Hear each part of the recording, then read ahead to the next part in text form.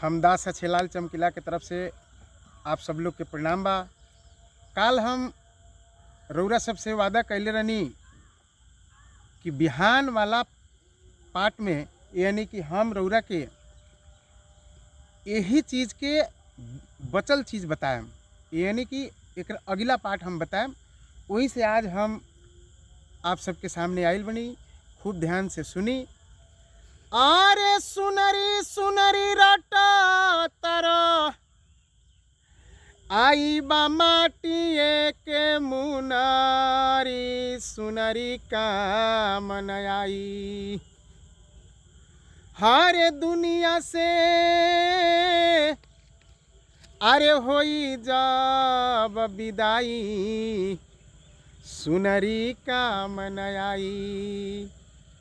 अरे दुनिया से होई जब विदाई ई सुनरी का मन आई।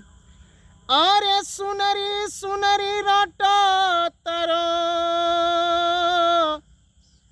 आई बा माटिए के मुनारी सुनरी का मन आई। अरे दुनिया से होई जब विदाई आ सुनरी का मन आई। धर्म प्रेमियों, आया है सो जाएगा राजा रंग फकीर, आ एक सिंहासन चढ़ चले आ एक बांधी जंजीर। कहने का मतलब ये है कि आज चाहे कल जाना है, जब जाना ही है तो फिर अहंकार किस बात का। हमारे कहने का मतलब ये नहीं था कि धनवान व्यक्ति सब खराब होते हैं, ऐसा नहीं। हमारे कहने का मतलब ये था कि धन का तीन गति, जोग भोग नाश,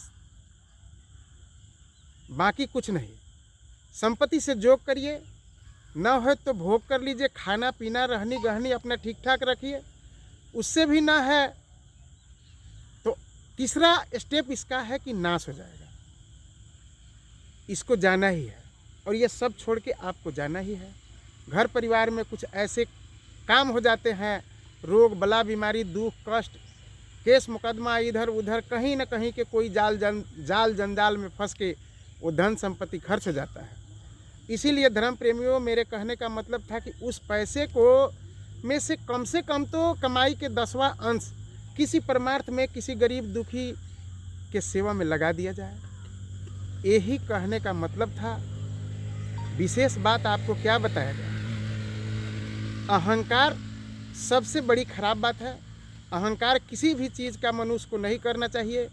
अहंकार करने से जो है मनुष्य का नाश हो जाता है। प्रणाम।